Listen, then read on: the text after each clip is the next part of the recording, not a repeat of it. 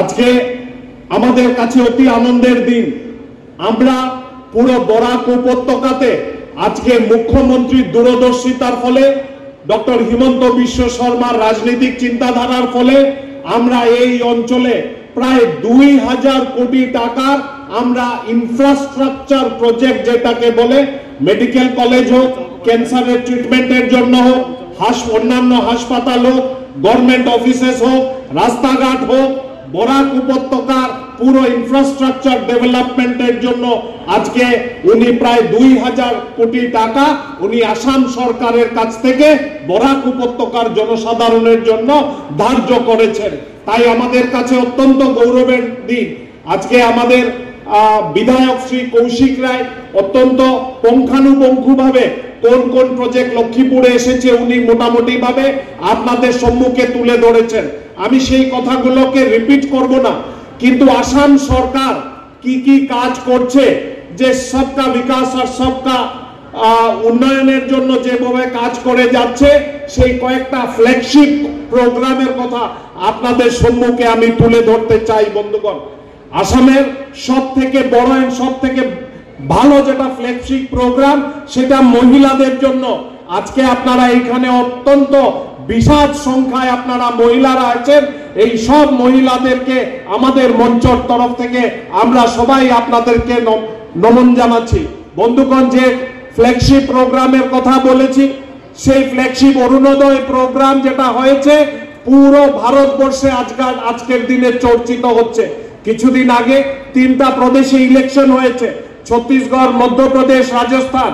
আজকের দিনে শুধু অরুণোদয়ের কথা শুধু আসামের সীমা গণ্ডির ভেতরে থেকেছে এরকম না, সুদূর ছত্তিশগড়, সুদূর মধ্যপ্রদেশ, রাজস্থান, এমনকি মহারাষ্ট্রতেও সরকার আসছে এবং আমাদের এই অরুণোদয় স্কিমগুলোকে ওরা পড়াশোনা করছে এবং ওদের প্রদেশে যাতে অরুণোদয়ের কোনোভাবে চালানো যায় সেইটার ব্যবস্থা আজকে অন্যান্য রাজ্য সরকার করছে। পুরো আসামে প্রায় 27 লক্ষ মহিলাকে অরুণোদয়ের অধীনে প্রায় 1250 টাকা মাসিক হারে আপনাদের হাতে তুলে দেওয়া হচ্ছে। আগামী কিছুদিনে আরো বাড়ানো হবে এবং অর্থের মানও সেটা বাড়তে বাড়তে আগামী দিনে হয়তো 2000 টাকাতে যাবে। বন্ধুগণ, আমাদের এই অঞ্চলে শিলচর লোকসভা সমষ্টিতে প্রায় 1.5 লক্ষর উপরে মহিলারা এই অরুণোদয় মানে যে স্কিম আছে তার বেনিফিট আপনারা পেয়েছেন। বন্ধুগণ, আমরা এই অঞ্চলে রাস্তাঘাটের কথা যদি দেখি তাহলে দেখতে পারবো একটা রোড নেটওয়ার্কিং স্থাপন হচ্ছে প্রত্যেকটা 7টা সমষ্টি শিলচর লোকসভার অধীনে এবং অন্যান্য যে সমষ্টি আছে বরাক উপত্যকায় সব সমষ্টিতে রোড নেটওয়ার্কিং এমন ভাবে হচ্ছে যে ছোট ছোট গ্রাম থেকে আরম্ভ করে অন্যান্য বড় বড় মিডিল টায়ার 3 টায়ার 4 যে শহরগুলো আছে তার সঙ্গে নেটওয়ার্কিং করা হচ্ছে। আজকে বাড়ির থেকে হাসপাতালে, বাড়ির থেকে ডিসির অফিস, বাড়ির থেকে অন্যান্য যে জায়গায় যাওয়ার সময় খুব কম লাগছে এবং তার জন্য একটা সুদৃঢ় পরিকল্পনা করে রাস্তাঘাট বানানো হচ্ছে। আজকে শিক্ষার দিকে তাকাই, আজকে স্বাস্থ্যের দিকে তাকাই, এই 2টা বিভাগ আসাম সরকারের কাছে আছে এবং শিক্ষা বিভাগ এবং স্বাস্থ্য বিভাগে যেভাবে উন্নয়ন হচ্ছে তা অপরিকল্পনীয় ভাবে। যেহেতু আমি ডাক্তার, আমি তৎকালীন আসামের স্বাস্থ্যমন্ত্রী ডক্টর হিমন্ত বিশ্ব শর্মা, আজকের মুখ্যমন্ত্রী ডক্টর হিমন্ত বিশ্ব শর্মাকে খুব কাছের থেকে আমি কোভিড মহামারীর সময় কাজ করতে দেখেছি। ওনার কাছ থেকে অনেক কিছু শিক্ষণীয় আছে। যেভাবে রাত দিন একাকার করে, যেখানে পুঙ্খানুপুঙ্খভাবে সুদীর্ঘ চিন্তা করে কোথায় কিভাবে আমরা ইনফ্রাস্ট্রাকচার ডেভেলপ করব, কোথায় কোভিড পেশেন্ট আসলে রাখতে হবে, কোথায় ডাক্তারদের ট্রেনিং হতে হবে, কোথায় নার্স আর প্যারামেডিকদের ট্রেনিং হতে হবে, কোথায় আমরা ডেথ রেট কমাতে পারবো, কোথায় আমরা রিকভারি রেট বাড়াতে পারবো, তার সুদীর্ঘ পরিকল্পনা করে আসামের মধ্যে যেভাবে উনি কাজ করেছেন পুরো ভারতবর্ষে একটা দৃষ্টান্ত স্থাপন করেছেন। কোভিড মহামারীতে আমরা দেখতে পেয়েছি যে আসামের রিকভারি রেট অন্যান্য প্রদেশ থেকে ভালো হয়েছে এবং ডেথ রেট অন্যান্য জায়গা থেকে কম হয়েছে। এই জন্য আমাদের আসাম প্রদেশে অনেক মৃত্যুর হার অন্যান্য জায়গা থেকে কম হয়েছে। আমরা ভ্যাকসিন বাড়ি বাড়ি পৌঁছাতে পেরেছি। এক একটা ভ্যাকসিনের দাম 5,500 টাকা। সেই ভ্যাকসিন আপনারা এক একজন 3টা 4টা করে 2টা কি 3টা করে ভ্যাকসিন পেয়েছেন এবং এইগুলোর জন্য সুতীক্ষ্ণ যে পরিকল্পনা আমাদের আজকের মুখ্যমন্ত্রী ডক্টর হিমন্ত বিশ্ব শর্মা করেছেন।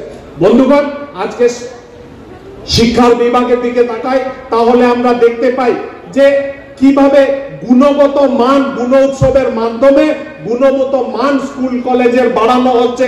আজকে স্কুল কলেজে ফান্ডিং আছে, স্কুল কলেজে ইনফ্রাস্ট্রাকচার ডেভেলপমেন্ট হচ্ছে, স্মার্ট ক্লাসরুম থেকে আরম্ভ করে যেভাবে স্কুলের উন্নয়ন হচ্ছে আগে কোনোদিন কোনো সরকার সেইভাবে পরিকল্পনা করেনি। বন্ধুগণ, রাজ্য সরকার বরাক উপত্যকার জন্য উন্নয়নের ধারা তো চলেই আসছে।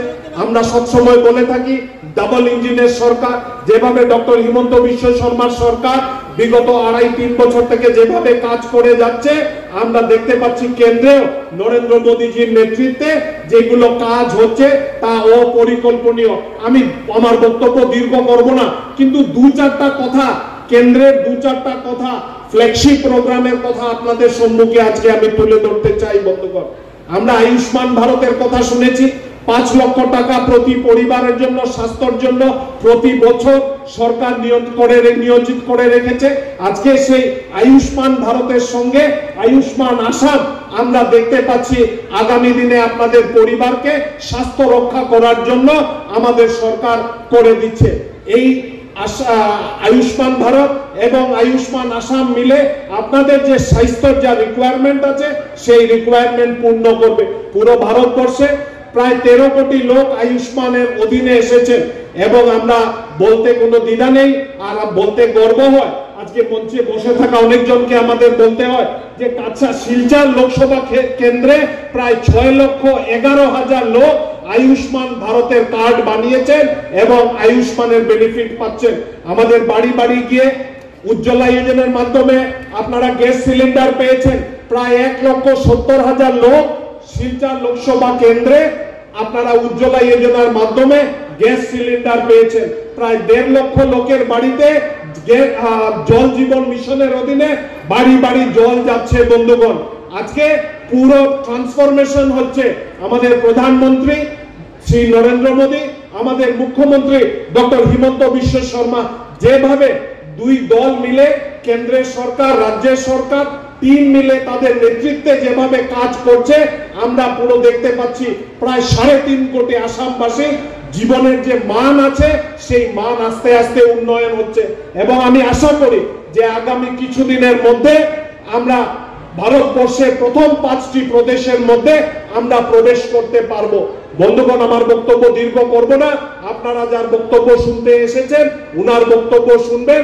আমি শুধু ভগবানের কাছে প্রার্থনা করি যে ভগবান যেন উনাকে দীর্ঘ আয়ু দেন আর আমাদের যারা এই অঞ্চলের দিকে উনার দয়া দৃষ্টি থাকে, এই অঞ্চলের দিকে আরো যে কাজ হচ্ছে, যেরকম একটা FCI গোডাউন কাজ আরম্ভ হয়ে গেছে, একটা ডলুতে এয়ারপোর্টের কাজ আরম্ভ হয়ে গেছে, একটা MMLPর প্ল্যান চলছে, 5 গ্রামে হবে না হলে শালচাপড়াতে হবে।